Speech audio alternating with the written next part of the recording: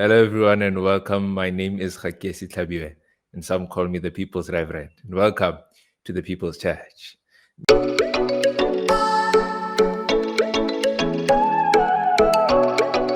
Now, today is a special episode. I am here with a good friend of mine, but I won't introduce him as I am afraid I will mess it up. Now, to honor the greatness that is with us, I would like to call on stage a very, very good man.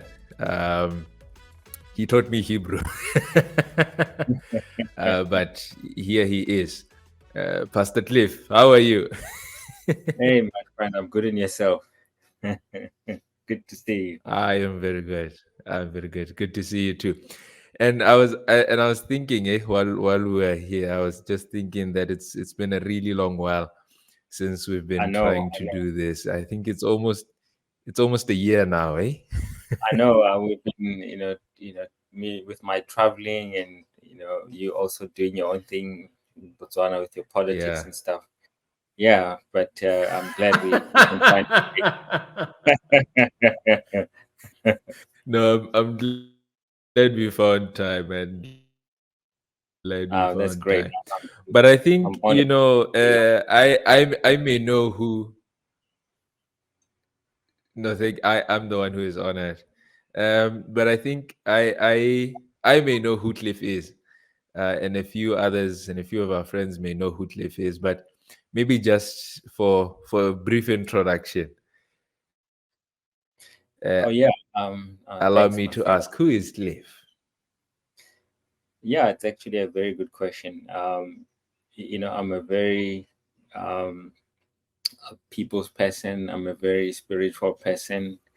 I'm a person who likes to contemplate on a lot of things that are happening around us and around the world.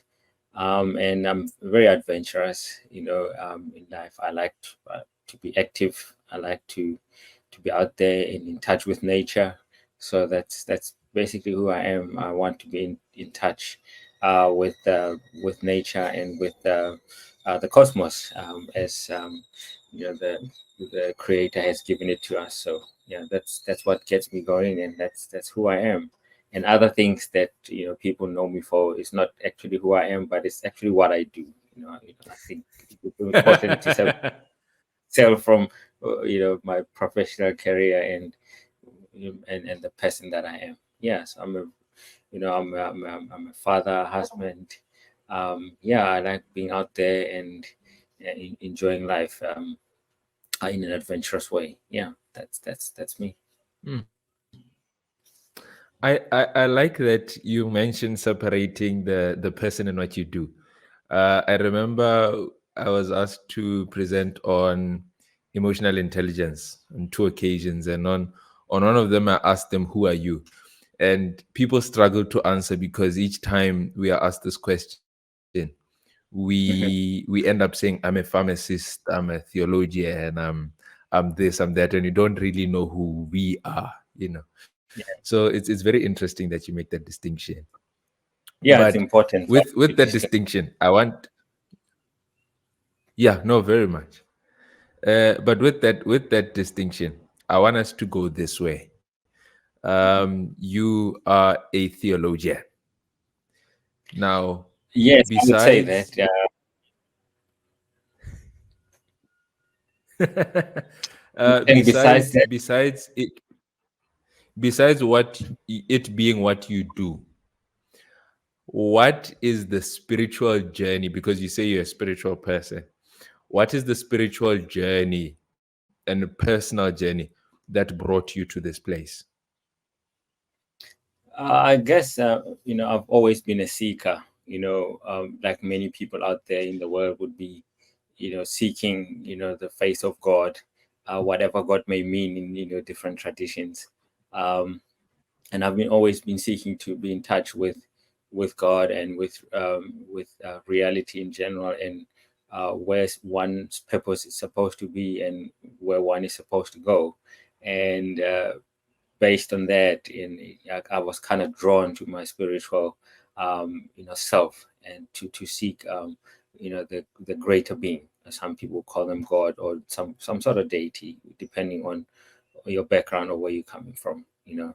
So, and that has propelled me to actually get into the theological space, because I was quite intrigued with how they were making the inquiry, because it's basically contemplation on what uh, who God is, and what He has done in history, and what He's continuously doing, and what He will do tomorrow again or in the future. So hence I was drawn into the theological space, and hence I went and trained as a theologian.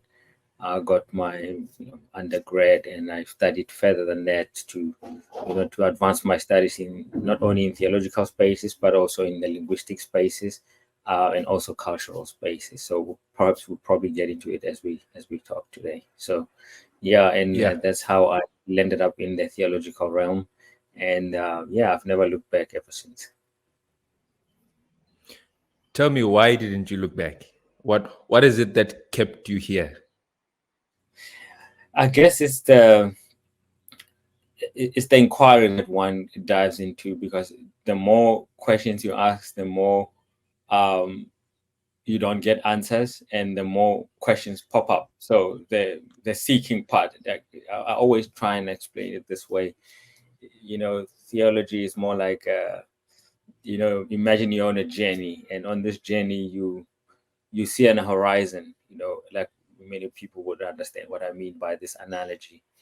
So when you get to this horizon, typically what happens, a new horizon kind of emerges again.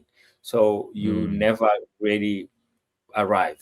You are always constantly on this journey seeking, but you never get to a point where you say, I have finally made the destination. So hence I'm still on the journey even today. I'm still new horizons keep on emerging as I traverse on this journey. Yeah. Hmm.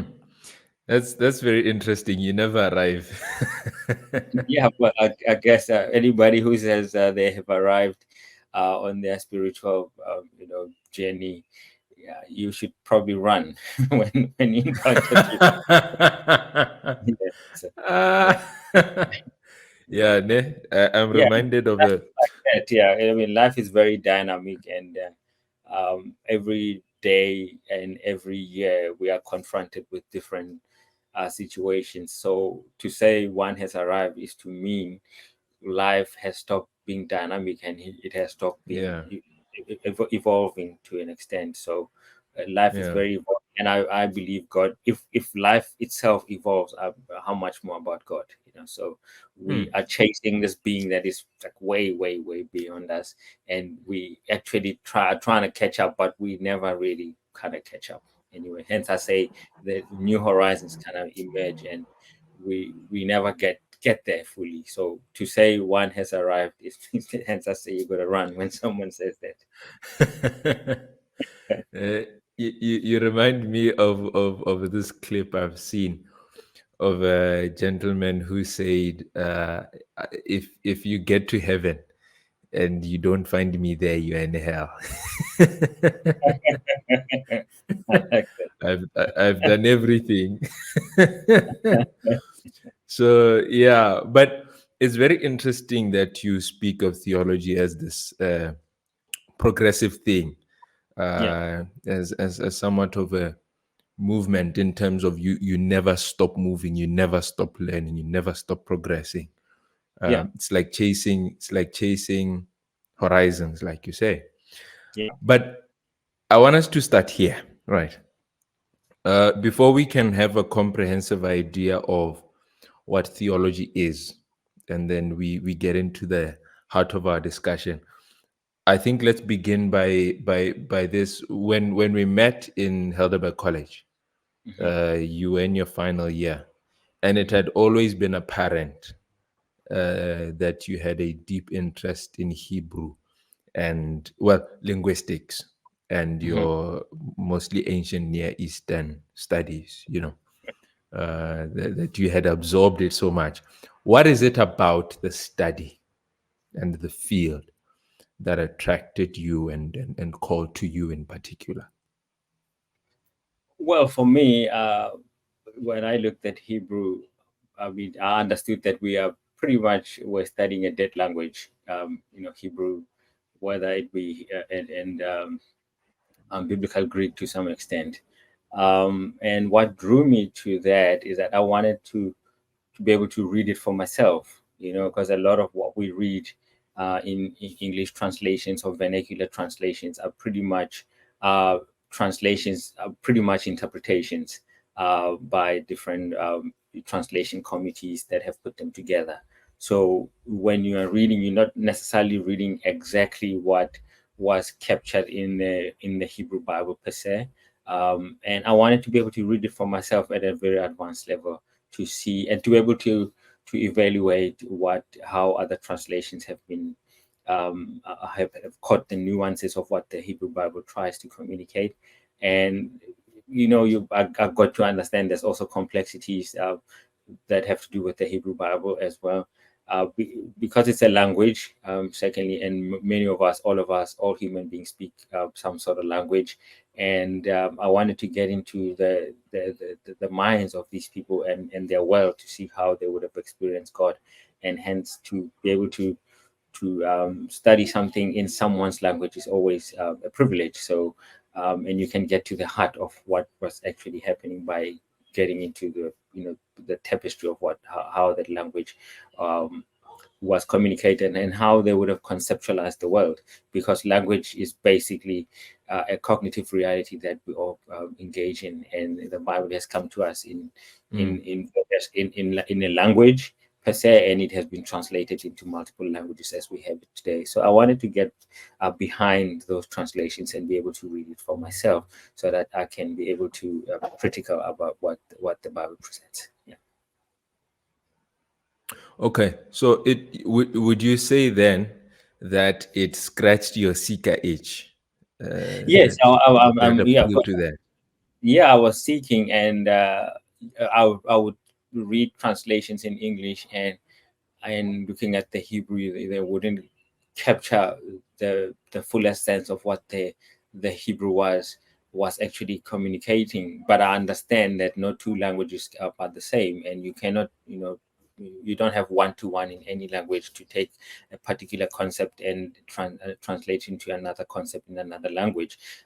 So one professor used to say to me, every translators are traitors, basically, because they lose something and they Yeah. also add something, and they translate the text. So when you're reading the Yeah. text, you're pretty much reading Yeah. someone else's interpretation, from if you're reading an English translation or a vernacular translation. So you're basically reading someone else's interpretation to an extent. Yeah. We'll get back to that. But I then see. So you go from Heidelberg College with your BA in theology, then you go and do your honors at Stellenbosch, and I believe then your masters. Let's talk Yeah. So about that journey. it was quite different Uh, for me. how then does that progression, that space there, uh, where does that place you? Yeah, so it was quite an interesting journey for me. So from, you could say, second year onward at the Heidelberg, I could already see that I wanted to pursue a scholarly route. So already I wanted to go into that direction. So already in my third year at Heidelberg, because I knew I wanted to kick on and do my honors in biblical Hebrew. But how Hebrew is structured, for example, at Stellenbosch, where I went after my time at Heidelberg, you do Hebrew for 1 year, and well, that will be first year Hebrew, and you do second year Hebrew, that will be a full year, and third year Hebrew, that will be a full year, and you get into your honors and so on. So I knew that when I tried to apply, they had kind of indicated that I would have a bit of a knowledge gap. So in my third year, fourth year at Heidelberg, I already enrolled at Stellenbosch. So I was concurrently in two institutions at the same time at that time already. So I would, between classes, I would move to Stellenbosch to attend lessons there, because I was doing Aramaic and Hebrew. Because Hebrew, but if you're doing Okay. Hebrew, you do the Aramaic part as well. So because some parts of the Hebrew Bible are in Aramaic, so I did Yes. that. So that when I completed my degree already, so I was now eligible to go straight into my honors at Stellenbosch University. So that's how I kind of fast tracked that, so that I can go straight into my my honors degree Okay. Stellenbosch. Then subsequent to that, then I did a master in that as well. So in the Hebrew Bible and ancient Near East, cognitive linguistics, which we can get into if we have the time. Um, Yeah. yeah, and I did also ancient cultures at the same time. So that kind of helped to open up the world of the Bible for me, and to be able to understand these, how they actually saw the world and the concepts. And yeah, that's how I ended up at a master at the Hebrew Bible at Stellenbosch. Okay. Uh, Now I want to ask you a very difficult question. Mm, Um, I know that so from this conversation already, I've picked that you are a seeker, right? Continuously seek for information and for knowledge and for this uh, communion with the divine, if we could put it that way.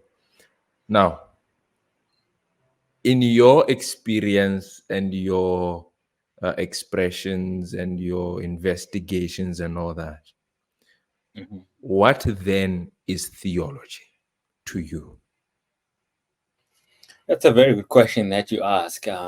I think perhaps we can answer the question based on the article I published about 2 years ago. Yes, um, that article, I start off by explaining what theology is not. So maybe we can, before I say what it is, let's maybe talk about what it is not before we get into go ahead. the is. Yeah. So typically, people tend to think that theology is Bible study. So Bible study, number one, it's not um, theology. It's theology is not doctrine. Number two, and number three, theology is not sharing of your faith. And fourthly, theology is not ethical contemplation on, you know, whether what wrong thing to do, or what is the right thing to do in a particular situation. So we don't actually think about ethics; we actually do ethics. So all those things are not what theology it is not, the four elements that I mentioned.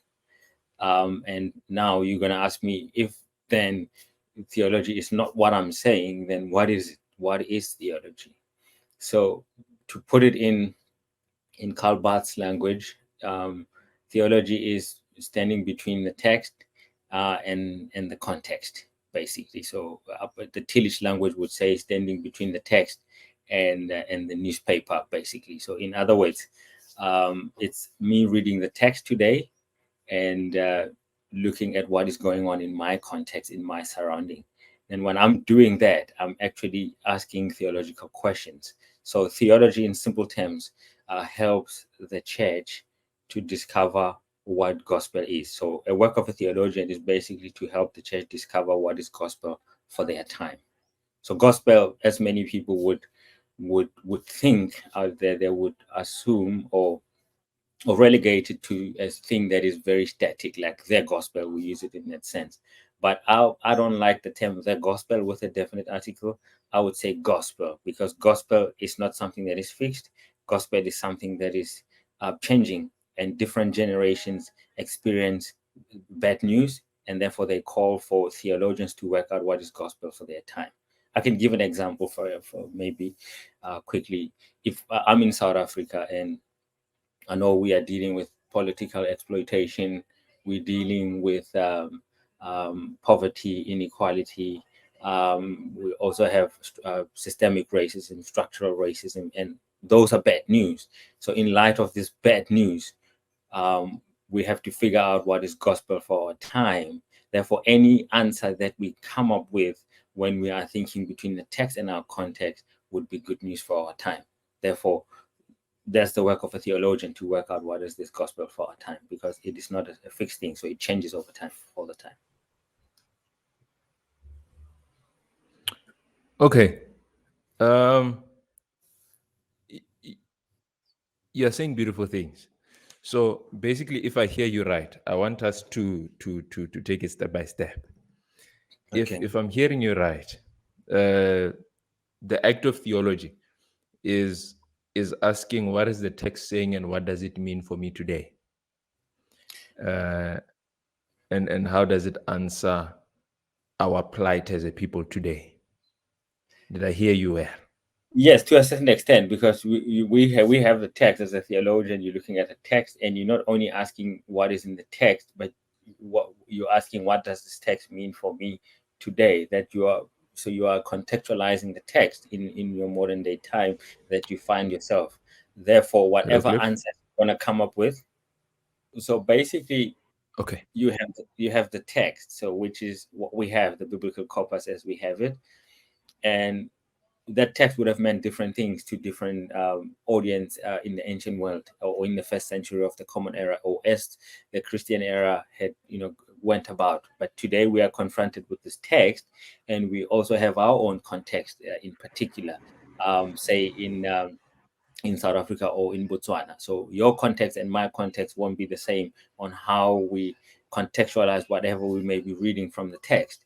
So Mm. basically, the question that I'm asking the text and what is happening in my context, to contextualize that, the answers we're going to arrive at are not going to be the same. And what is gospel for me, as in the answer that I deduce from the text, won't necessarily be the same for you as a person who is in Botswana, because your context may be different to what I'm confronted with. Yeah.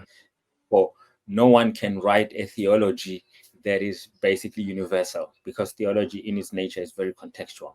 So Mm.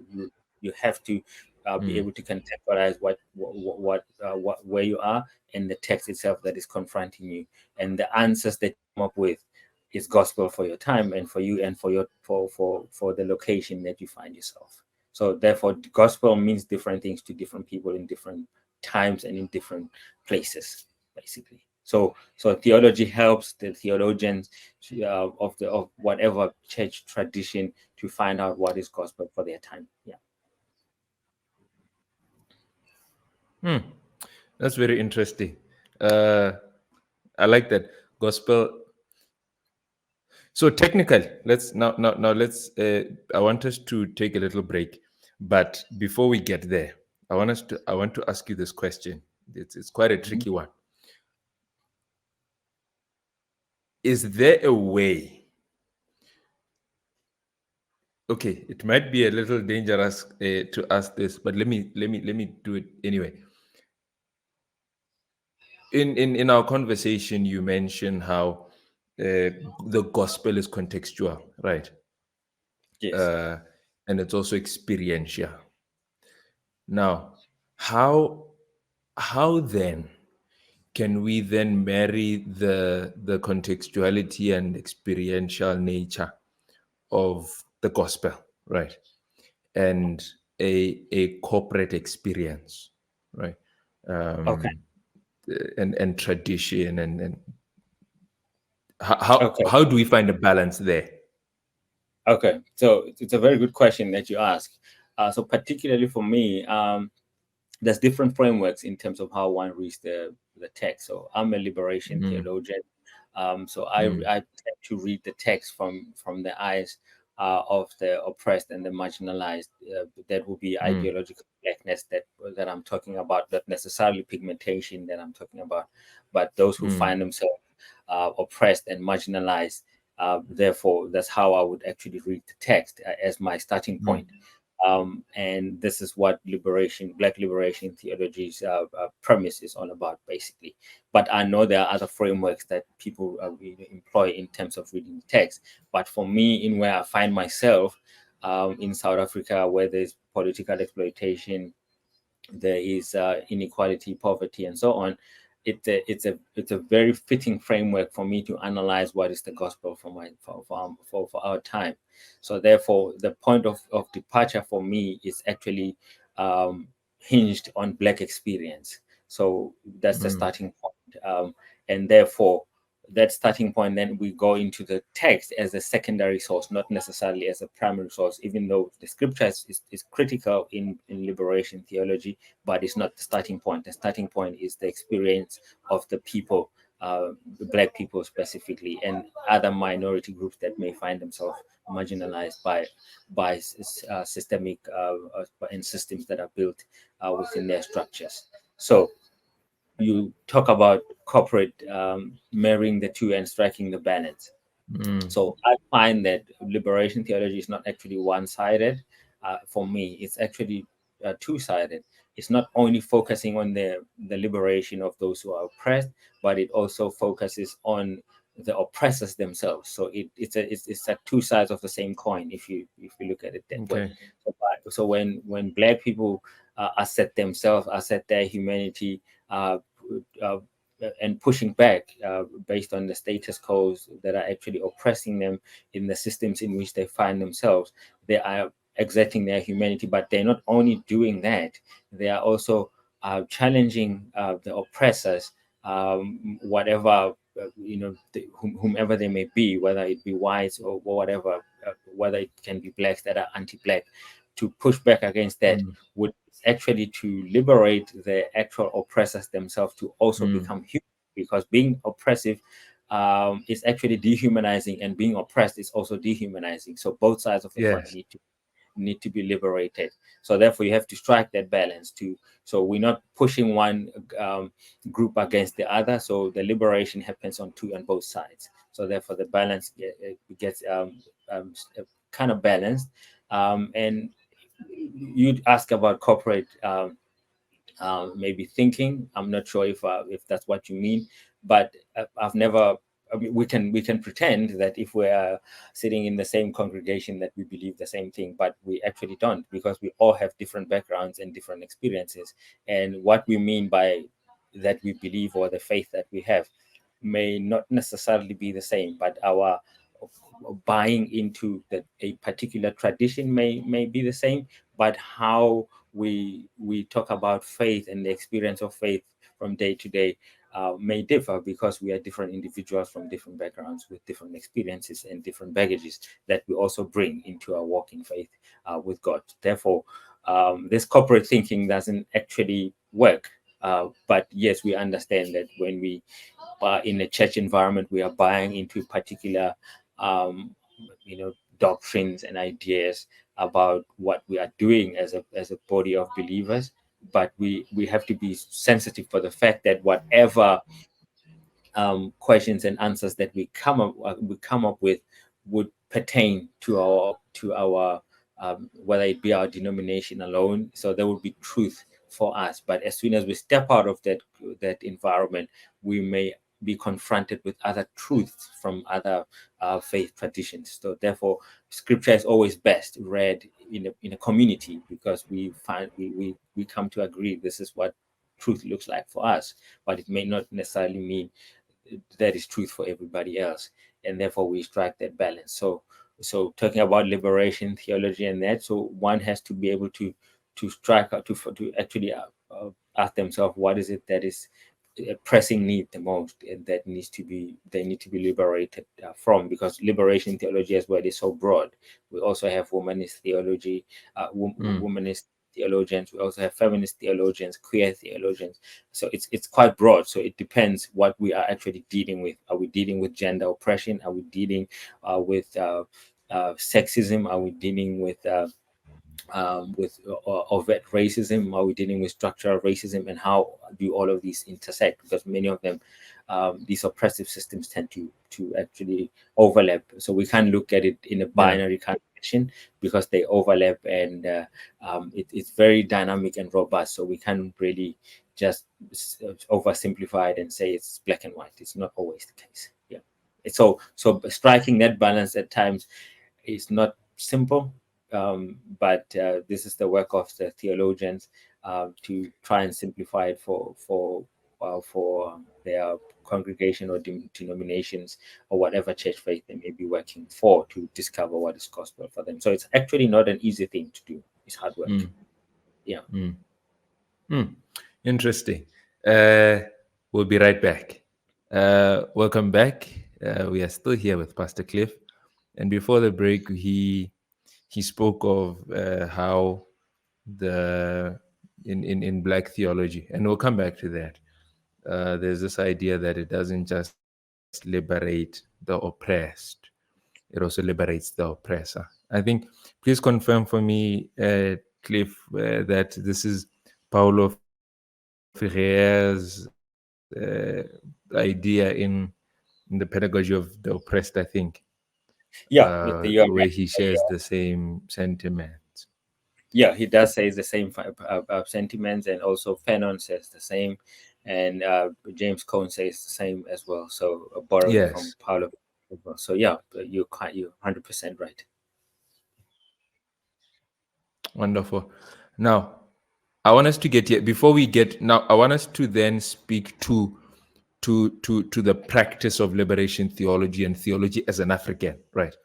But before we get there, Mhm, I want us to talk about theological practice, mhm, especially in the academic sense. You have studied in Stellenbosch. You mhm, have taught in Stellenbosch. mhm, You are studying in the US, and you are teaching in the US at the same time, right? mhm. Now let's talk about this. What then is theological practice itself? What does it mean to practice theology in the academy?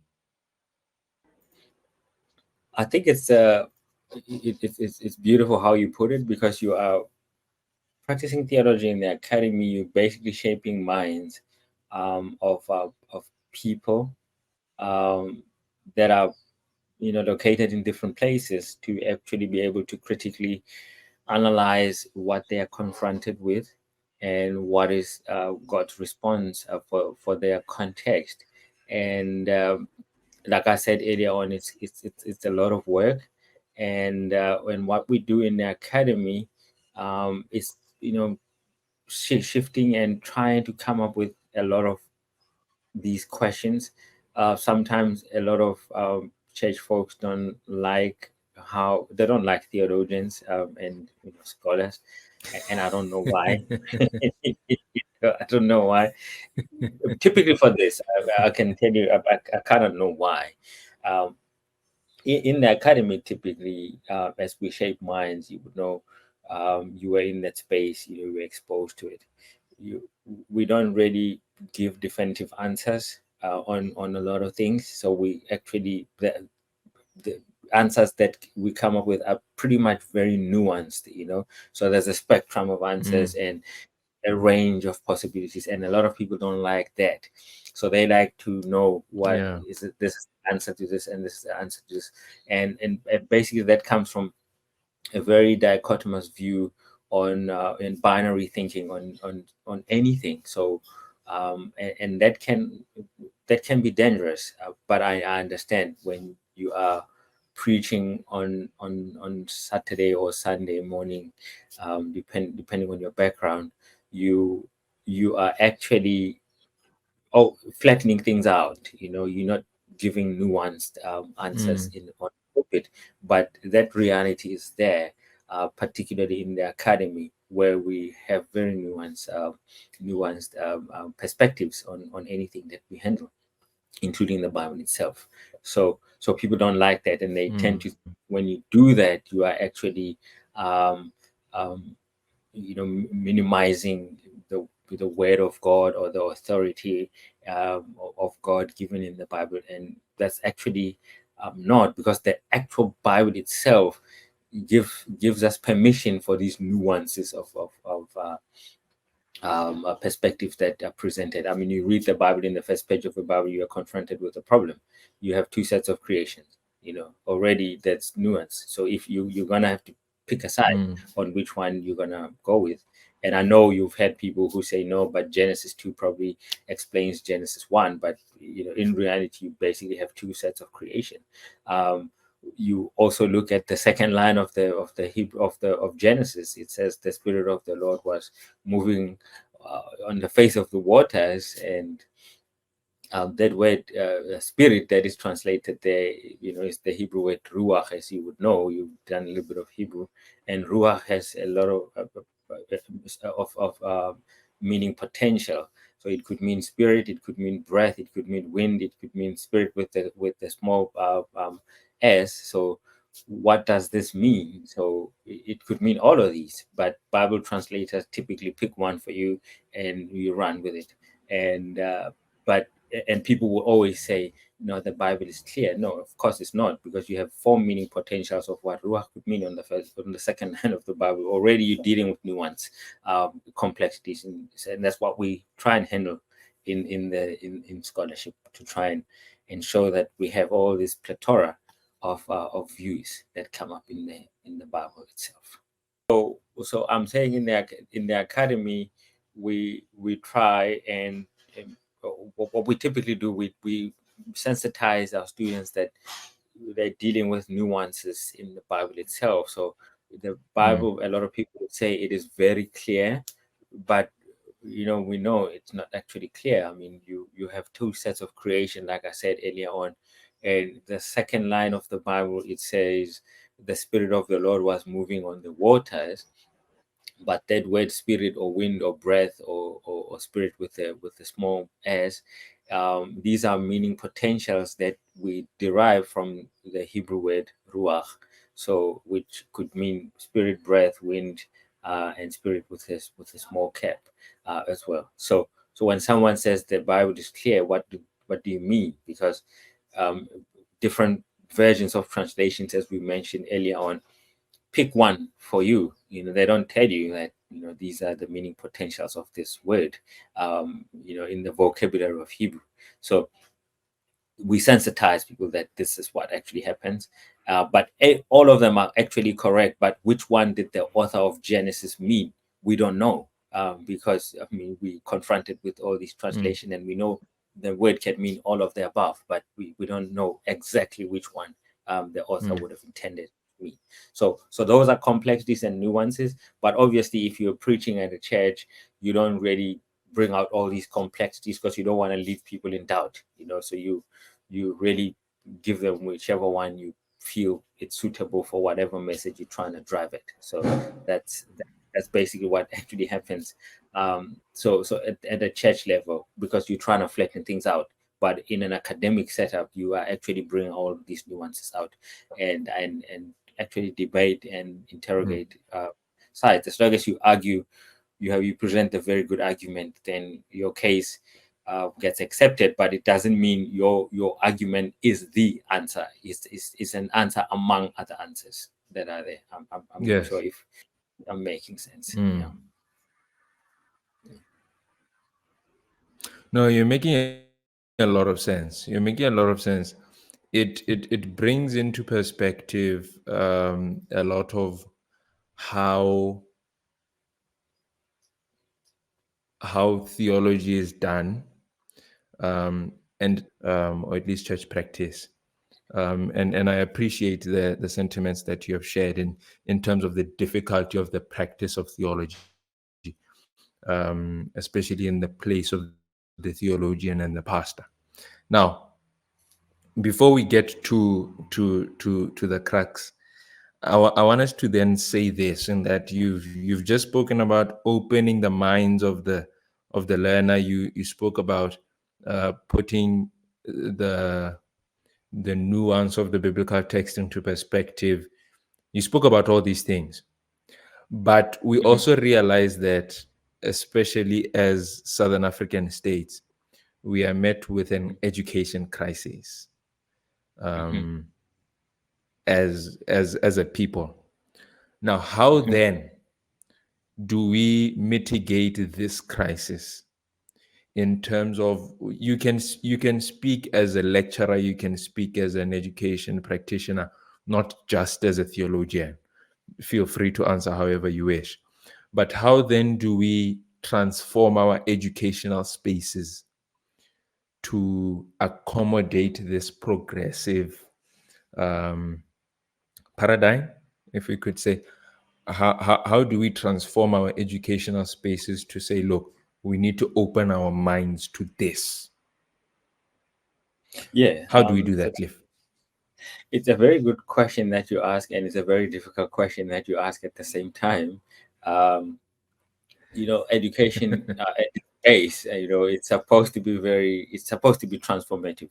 It's supposed to Yeah. transform whomever you are teaching, and obviously we know, and this is also Paulo Freire's. I mean, you mentioned Paulo Freire earlier on from his book, The Pedagogy of the Oppressed, and he talks Yes. about the concept of education in that book that's actually suitable. He talks about it as something that is not a deposit of information into the mind of the student. So it's supposed to be a dialogical. So it's a dialogue between the teacher and the student. So in other words, you learn from the student, and the student also learn from the teacher. So it's not one-sided, as Paulo Freire would put it. So it actually, um, the classroom is used as an environment Yeah. where both teacher and learner exchange and learn from one another, and in a very transformative way. And and hence I said earlier on, one has to critically analyze what is happening in their context to be able to come up with the education that is relevant for the mind that you are trying to shape, in terms of shaping the world to become a place that you both, the teacher and student, want it to be. So it's not one-sided, Mm. it's two-sided. So that kind of Mm. education, we know it was kind of suppressed because we have this power imbalance in institutions of higher learning, where the professor tends to know everything and the student doesn't know anything. So that kind of education is actually not education, according to Paulo Freire. So we should actually be on the same level, Mm. and the teacher facilitator, but at the same time they're learning from the students. So therefore, the student can bring something that the teacher didn't know, and conversely Mm. so. So that's the set of a sort of classroom that we want to actually work with. I mean, you look at today's generation, information is so much out there. I mean, but the lecturer or the professor can actually guide the students on how to go about picking up the information that they use, and they can do the digging, but the information that they bring must be able to transform both of them, to making the world a better place for them. So, and I think we kind of lack that in many of our institutions of higher learning, Mm. where you get taught something that was said before, in as if knowledge is static. Knowledge is not static, as we know. Knowledge is very evolutionary in nature.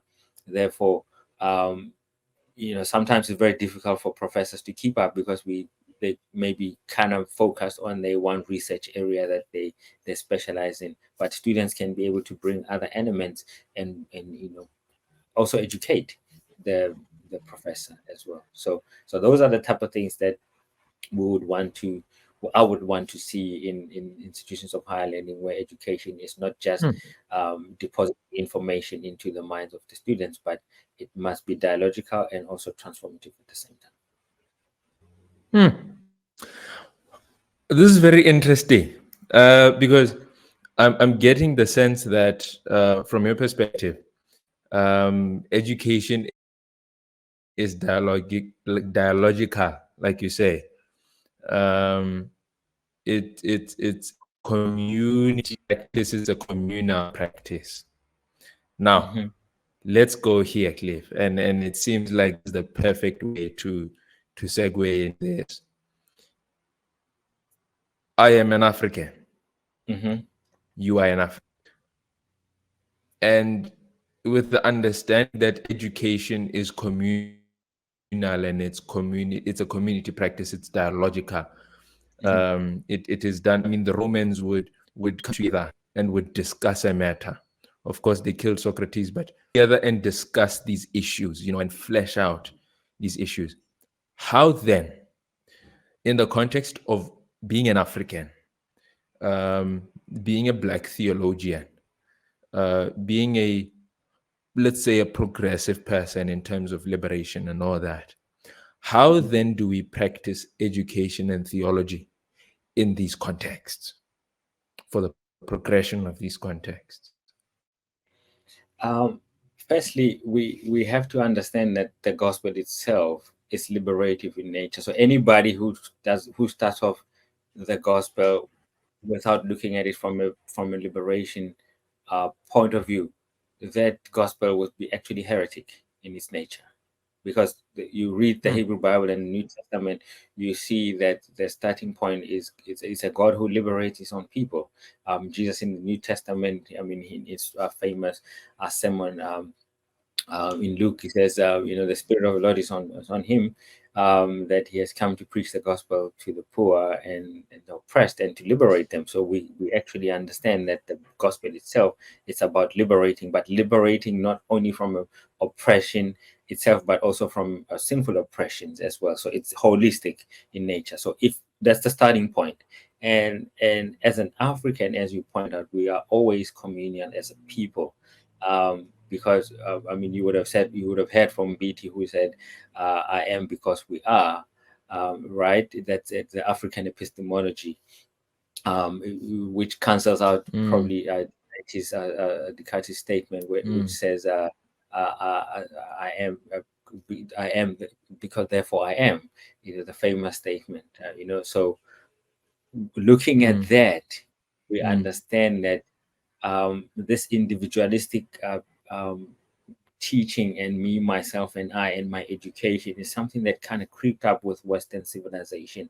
But as Africans, we know that communal and embetterment of the community and the others, because there's the saying that says "Umundu umundu ngabantu, mutu ki mutu ngabantu," to say Nabat. that, yeah. So Mm, in other words, mutu ki mutu ngabantu, it would mean um, uh, you are you are not at a place where you kind of arrived. Even when they ask you, Hori, when they greet you, Sawubona, Ninja, but Sawubona, you are actually in this progressive nature where you are becoming, but you never arrive in this communal sense of the word, because we are always this spirit of Ubuntu becoming what we won't be tomorrow. I mean, well, what we were not yesterday. So we are always improving and becoming and embracing the spirit of Ubuntu. And our education should be actually be centered around that, in terms of always becoming and never be settling to say we have figured things out. And that's always been the way how our ancestors have viewed education, which is mm, pretty much what we see in the teachings of Jesus and in the ancient Near East. This is how they taught, because constantly one needing to thriving to improve and better themselves. Therefore, this individualistic view of education, and you surpassing everyone and you being the best, it's all these westernized ideologies that were brought to us, but yeah. they're not necessarily teaching us what it means to be human, who exist with other human beings in a community. Hmm. Now, y- y- that's very interesting. Consolidating, or at least, se- and this goes back to what we said earlier about context. Mhm. The ability to then separate the context that you speak about the sense of individualism versus the idea of communalism, right? In maybe in a biblical example, how then the Egyptian economy and the post-Egyptian economy compare in terms of the Israelites' relation to the economy. Now, here's then my question: Mhm. we have African problems. How does the Black theologian solve them? Just repeat the question. How does a black theologian solve the problems that we have as Africans? Is that what you're saying? Yes, yes, Okay. yes, yes. Yeah, So that's a very let good. me just give an example. Yes. Okay, no, Okay, proceed, give it. proceed. No, you can give the example you wanted to flesh out something? Okay. I was about to say that you have the Kairos document. Um, you have black theologians during apartheid who come together and say, look, the interpretation of the apartheid government to suggest that God supports this system of governance is wrong because of 1, 2, 3, 4, 5. So therefore, Mhm. theological practice comes in the struggle against apartheid. Now, Mhm. where we are right now, how Mhm. does the black theologian seek to solve the African's problems? I think the we have a lot of problems as Africans. That's why we have to admit. And I'm not of the view that one Yeah. theologian can solve the problems of Africa, but it's important to be able to solve the Mm, problems of where you are as a theologian, which goes back to what we spoke mm, about earlier, about contextualizing the problems. You got the problems of Zimbabwe and for example, and the mm, problems of South Africa or Nigeria or Ghana or wherever in Africa may not necessarily be the same. So the approach that we use to in solving those problems mm, from a theological perspective will not be the same. But what I tend mm, to like using as black experience, as I mentioned earlier on about liberation as a black liberation framework, taking black experience into play, we understand now that as a South African, I need to work out with the Jesus's lens. How do I now better the life of my fellow human being who's next to me? And with that mm, framework, I'm able to use that in a very productive way to be able to find some of the answers and reject some of the problems or flesh out some of the problems that one may be confronted with. Because the biblical text itself, it has been used sometimes in a problematic way to oppress people and to also create genocides and to also, I mean, we can see now with the whole issue in Israel and Palestine, we see all of that playing out, and it all emanating pretty much from bad readings of the biblical corpus, and also discarding this notion of Jesus's lens of reading in terms of loving your neighbor. If a practice that I'm doing is not promoting neighborly love, then my reading and my application of that reading, I kind of reject. It must be rejected because it dehumanizes another human being. So finding that balance mm, and formulating the answers in a real sense and applying them into someone else's life in a communal sense of the way to live together in harmony. It's a lot of work, and it takes also a lot of dialoguing outside of one's um, familiar environment.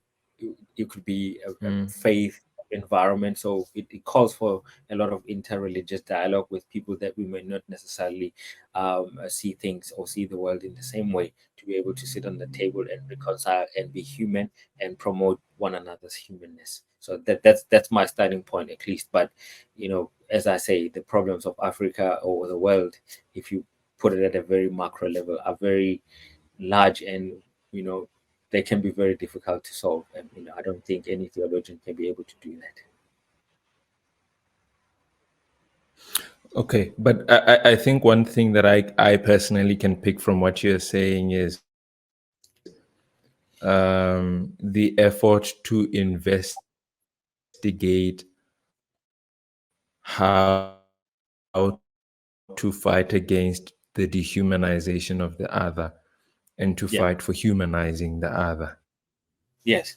So whether we talk about political subjugation, whether we talk about economic exclusion, for it's Yes. the I believe, at least from what I hear from you, is it's the investigation that matters. It's the action of seeking to find out how can we humanize the other and how can we fight against this dehumanization. Yes, exactly. You're on I point. hope I got you Exactly. right. Yes, you're on point. I mean, if we were to summarize or the Bible it's basically that. It's basically that to actually, how do I make a life of my fellow brother or sister a better life, and give them their dignity as a human being. That's basically what it is. That's what it means to love your neighbor, you know. And hence I said that's the lens of Jesus that I like to employ. And any reading or interpretation of a text that doesn't embrace that is actually heretic.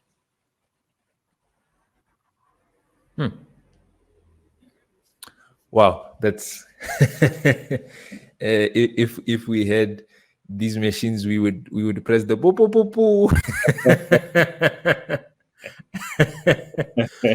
But that's very powerful, Cliff. But I want us to take our conversation now to another level. Um, I called you Pastor Cliff earlier, and if some may not know, Cliff is a content creator. Oh yeah, oh yeah. But Cliff, we've spoken about Pholoso Ministries, but maybe the viewer here may not know what Pholoso Ministries is. What is Pholoso Okay. Ministries? I think maybe in your answering what Pholoso Ministries is maybe, or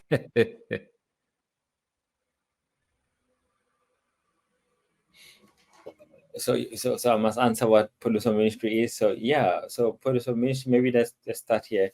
It's a concept that I probably came up with when I was in my third year or so. I was still in my junior degree at the time, and I saw this dichotomy between the church and the academy. So hence I said, earlier on that there's this distrust between the church and the academy.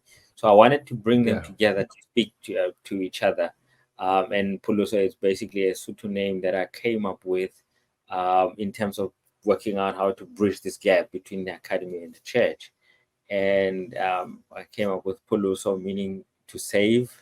But it's not only salvific only, but it also talks about Pholoso from a holistic sense of view, whether it be from oppression, whether it be from racism, whether it be from mm, finance, whether it be um, um, gender oppression, whether it be sexism, and all the isms we can think of, and all sorts of oppressions we can think of.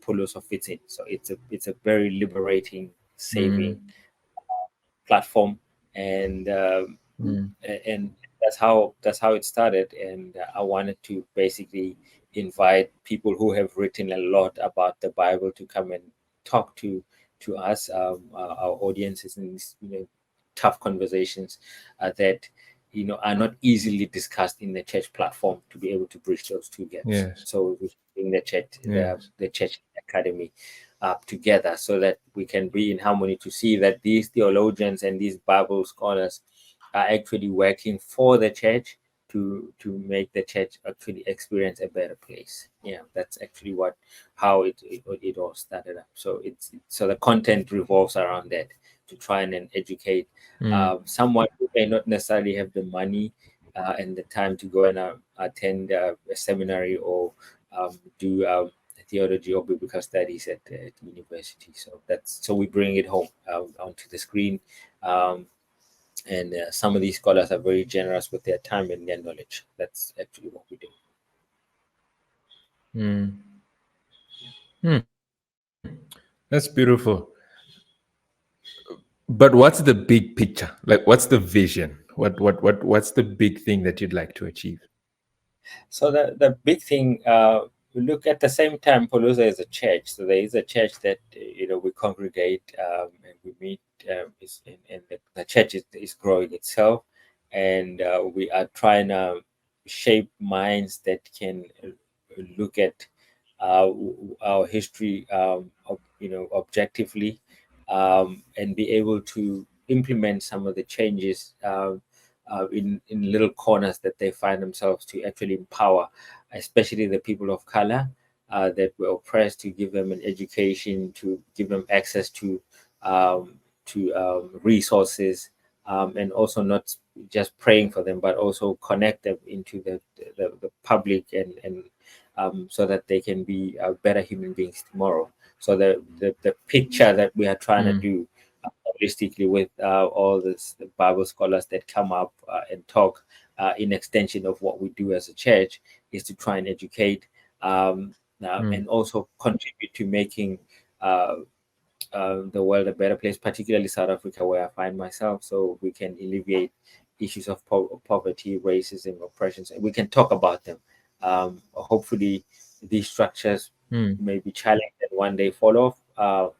As one of my guests on, if you follow what we do on that platform, once said, they're not very hopeful that we can dismantle some of these structures that have been put in place, because it took thousands of years for them to settle.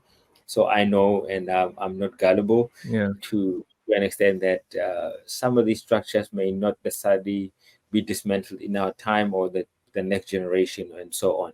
But we are actually fighting to actually make a difference in Black people's lives, and give them a hope while they're still on this earth. So that's a bigger picture, to give people hope, but hope that is informed by some sort of knowledge that is backed by people who have interrogated these issues extensively. But we know that that knowledge is also not static. We know that oppression and others, you know, systems of oppression tend to evolve as well. So as we deal with this one, another one emerges. So it's never ending, but we're trying to fight to make this world a better place for particularly the people of color who have had hardship in our history, as you would know.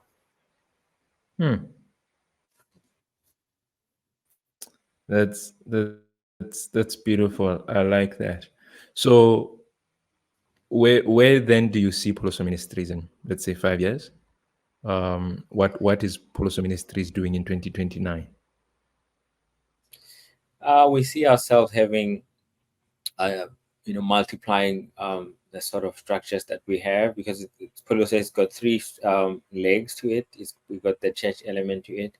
We got what we see with the scholarly talks and reviews on our platform, and the third part is the social empowerment element of it, where we are plugging in with communities, local communities, townships, to try and educate um, our children, and so those who are in high school, and also those who are getting ready to step into the higher education space and Tibet colleges. So we have people that are tutors that help these kids with maths, and we have sponsors that help these kids to try and help them with either computer programming, mathematics, science, and so forth, and to try and help them to have a better education, as we spoke about education earlier on, that education that is very much more transformative, so that they can have a future in this very competitive world. So that's what we're doing. So we're planning to have many of these sub branches around the country planted to better for the betterment of Black people in this country.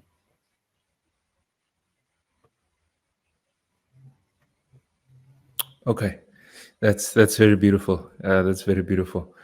I love it, especially because you'll notice there on the top of the screen there's the People's Church, and Yeah, my idea, my view, my view is that my church is the people, yeah, and my definitely. But duty yeah, my that's the duty is reason then why. to serve. Yeah, exactly. My duty is then to serve the people. And so Yeah, that's why I've been given the name the People's Reverend. yeah, So then nice name. That's a nice name. my yeah, no, thank you very much. My service then becomes to the people. So I love that it's not just you're not just calling people to a congregation to to say nice things, but the church and your practice as a pastor, as a theologian, seeks to then better the people you've called. And Certainly, I believe, just as you said, I believe that is the duty of the gospel, to liberate its hearers. definitely. I mean, To definitely. Yeah, just during the 10 days of prayer, in my preparation, I did not expect this, but I then found that there are so many undertones to to the texts that we evaluate of liberation, and we miss them a lot of times, you know, um, for several reasons. But once you appreciate the beauty of the gospel and this liberative sense that comes with the gospel, it changes your perspective on it all. So I'm glad I have someone who whose idea of church, or whose idea of ministry, let me say that, whose idea of Yeah. ministry is not just church, but to liberate God's people. Yeah. I mean, Um, that's true. I mean, but that's a be blueprint. Yeah, Yeah. Yeah. Yeah. that I mean, maybe I can I love try it. if I'm uh, because the gospel was not supposed to enrich one person, you know.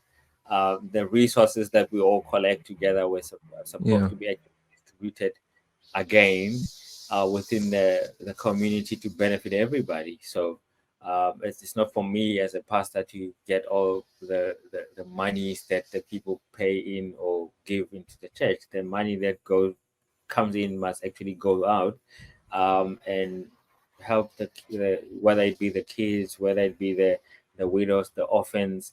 That money needs to go there. It's not for me to live a lavish life. Although I do get mm, paid from some of that money, but it's not for yeah, me entirely. I mean, it has to be appropriated to those who need it within these various communities in which we serve. Yeah.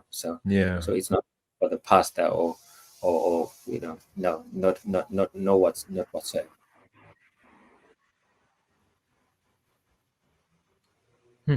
So I love that you say that, because what it then says to me and the listener is that theology as a practice, um, is service, and it's not just talking about difficult things. At the crux of it, it's that. Yes, I mean the text that we interrogate at the end of the day, we not just focus on text, but ultimately is to apply these texts to betterment of the lives of the people. So the texts are not the fascination, but the people are the fascination, not the text. Hmm. It's just it happens that Wonderful. we are given these texts that have been handed down to us, and we are trying to wrestle with these texts to find out what is it that we can do to make the life of the people a bit better in this world that we find ourselves. Um, Thank you very much, Cliff. But before we close, I think we've kept well within time. I was quite scared, because these conversations often extend. Yeah, um, but I'd like to ask you a few random questions. sure, sure. Uh, I didn't tell you, but this is just so that we can get to know you as a person. I know you introduced yourself, but just to get to know the person, Cliff. I hope that's okay. Yeah, sure. Let's try that. All right. First question: is Jesus black? Yes, I think so. Nice. Okay. Second question: who would you wish to meet? Maybe, let's say, one person who's dead, one person who's alive. Who would you like to have coffee with? One person who's dead. I mean, I'm gonna draw it to my family. I mean, there's my uncle. There's actually two of my uncles that passed away before. I think it's before time. My Mm, my brother, my mother's older brother, and they're both older brothers to my mother. Both of them, Okay. I would actually like to have a conversation with them and have coffee with them one day. Yeah, Hmm. Sorry for your loss. that's okay. That's Uh, life. Yes, yeah, yeah, ne? It is yeah, what it is. yeah. um, alive? Alive, I would love to have coffee with Zuma one day, Jacob Zuma. Okay. Yeah, just to hear the man speak firsthand. I mean, yeah, and ask him a whole lot of questions that I have for him. Yeah, I get to yeah, understand a few things. yeah, Okay. yeah, yeah, Interesting. yeah, and also alive. Did you want one or two? No, no, no. You can go for two. I can go for two. Yeah. I think I'll keep it at Zoom. I don't want to. The second person. Yeah. This one is not make sure. Okay. Um, what are your three favorite books? My three favorite books, I would say the first one is James Cohen's book, Theology of the Oppressed, and the second one is actually from him as well, the cross and the And the lynching tree. lynching tree. Yeah. Yeah, it's a very instrumental book. And the third book is called Christian Supremacy: How Race, Hmm. how Judaism and blacks were appropriated to be marginalized. Hmm. That's yeah, those are the three books. Wow. Uh, what about your three favorite movies? Well, I don't watch movies a lot, but I like very action movies. So I think at the top of my list, I would say The Equalizer. Um, Okay. Hmm. Equalizer, well, all three of them, but I'll categorize them as one movie. Yeah. And I'd say Creed, and I'll categorize Okay. all into one. And Yeah. and thirdly, I would also categorize Jason Bourne's movies at the third. Ah, Yeah. So I like very action movies when I'm de-stressing from reading all the yeah. stuff for my PhD. So I distress with that, with like people kicking each other and shooting each other. I know it's not real, so that's yeah, I'm thinking of the paradox, eh? yeah. You So go it's not from real.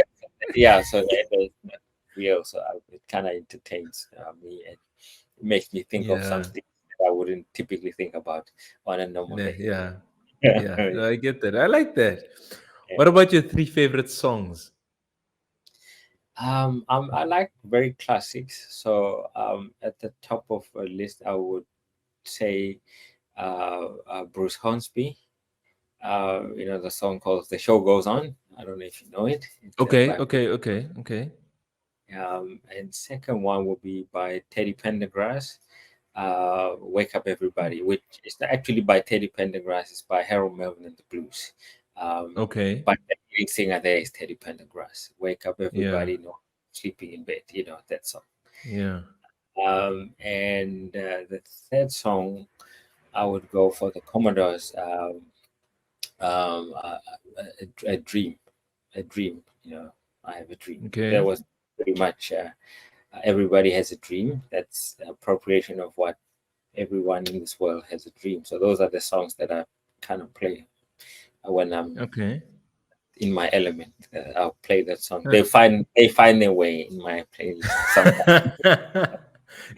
They're in the circle somewhere. So I would have had a very good listen if those songs come up. All right. Um, what's your favorite food?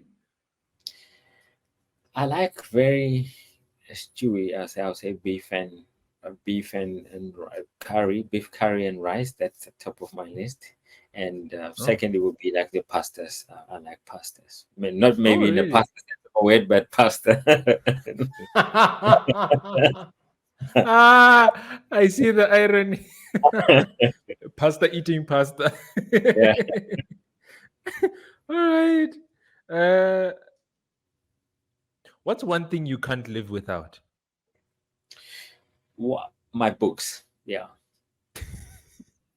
Yeah, Yeah. no, yeah, no. I can say my books. I mean, I've Yeah. yeah, I've invested a lot of money in my books, and we always fight in the house because they ask you why you're always getting more books. I mean, for simple reasons, knowledge evolves. So I keep getting more of them. You know, because as soon as Yeah. someone writes and publishes something, it's already outdated because someone else is already Yeah. thinking something else. Yeah. So my books keep me going. Hmm. And Yeah. then what's one thing on your bucket list? One thing on my bucket list is I want to go to do a snow ski. That's what I need to go for ski. I'm a little bit scared, but I need to do it. Live. Yeah,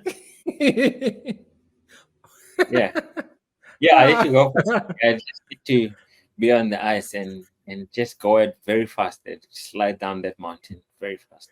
That's what I want to do. Yeah, but I have My friend. another one. There is a reason That why that's there's no. Okay. drive a Formula One car. So yeah,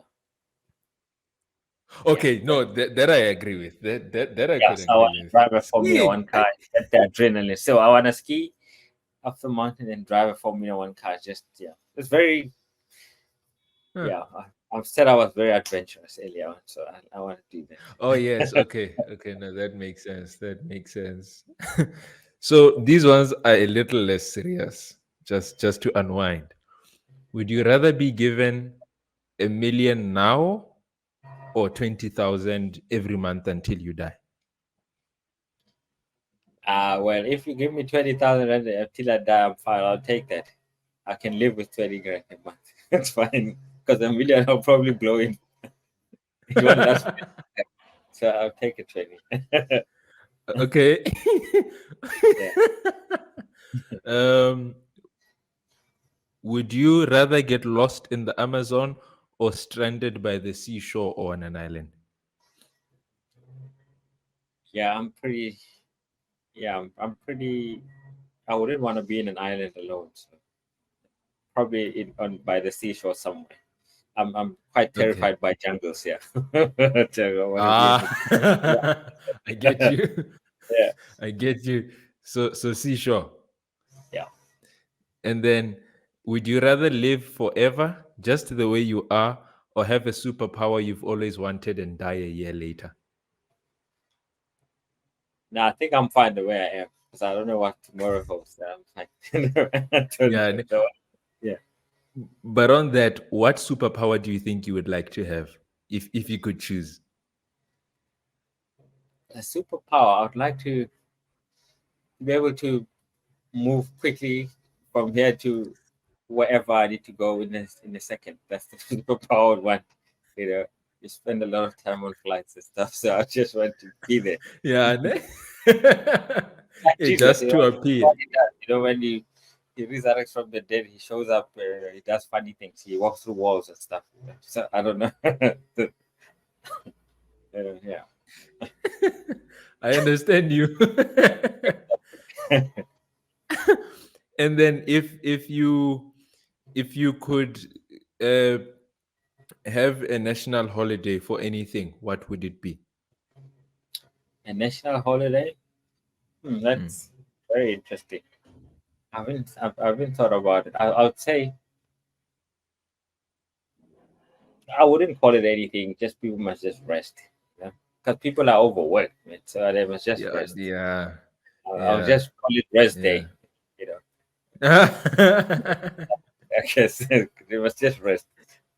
Oh, that's interesting. Yeah, I've never actually thought People of are that. stressed. They have overworked with, and they have a lot of problems. And I guess that's Yeah, what gets into the business as pastors to yeah, give them hope. yeah. So I'll just give them a rest day. So that's Huh. just the holiday for rest. That's all. Interesting. Now, final question. Where can we find you? Well, I have an online presence. I'm not very far away from my core, but I traverse between here and the US mostly. So it depends on what time of the year. So usually in the summer, I'm here. In the American summer, I'm there. So it all depends. So, but you can easily find me if you want to Okay. find me. Find me. Yeah. So Yeah. so on which platforms are you present? I'm pretty much on all platforms, Facebook, Twitter. I'm really scared about on Twitter. I'm not, yeah, what they call X Yeah. now. So I'm not. I Yeah. always look at what people put up, but I don't think I have the bravery for X at the moment. But I'm on Instagram, Facebook, um, YouTube regularly because I have a channel there. Yeah, Yeah. so yeah, I tend to write up stuff every now and then on Facebook. Um, yeah, but I'm pretty much, you can find me on those platforms and LinkedIn as well. So I'm Okay. not always on those platforms. So if you want to find me very quickly, you can email me, then I kind of respond quite quickly. Yeah, on Okay. LinkedIn. Yeah. Maybe share your names on the platforms and your email. So on the social platforms, it's basically my name. If you type my name, I should pop up on all these platforms. And for the email is they usually is Cliff at Pholoso ministries.co.za. It's very simple. Pholoso Okay. ministries.co.za. So it's my name at Pholoso ministries.co.za. That's the email. And yeah, you can find me instantly. I try and respond very quickly on that platform, particularly on emails. Okay. Yeah, or Wonderful. DM. You know, as long as you're not asking me to trade or anything. Yeah. You stay away if you're trading. I don't know how it works, so I don't want to do something I'm not Yeah, quite. Yeah, true. True. Especially as a researcher. yeah. So yeah. If you, yeah, uh, let's leave it at that. Cliff, thank you so much. Thank you so much. We've had a good time. Thank you for honoring the invitation. I am very honored. Thank you. And I'm very glad we have finally had the opportunity to have this conversation. And I hope it's not the last time. Definitely, it's not the Uh, last time. I mean, I'm just an email or call away. You have my mobile, yeah, so if you yeah, need, we can chat or even WhatsApp, whatever. We can talk. I certainly have enjoyed this conversation, and I look forward to maybe another conversation with you next time. yeah. Yeah, Maybe next time we can even talk about family, parenting. yeah, we can talk about stuff like that. Yeah, Yeah, it was also good yeah. to talk about it at a very lighter note. Yeah, yeah, Nah, yeah, yeah, just to relax a bit. But Cliff, yeah. thank you so much. Thank you so Uh, much. to our audience, this is Pastor Cliff Sekowe. Please follow him on Facebook, Instagram, LinkedIn. He is on YouTube under Pholoso Ministries. Email him if you want to contact him. Please support. The movement must go on. This is the People's Reverend. Thank you very much. See you soon. Thank you.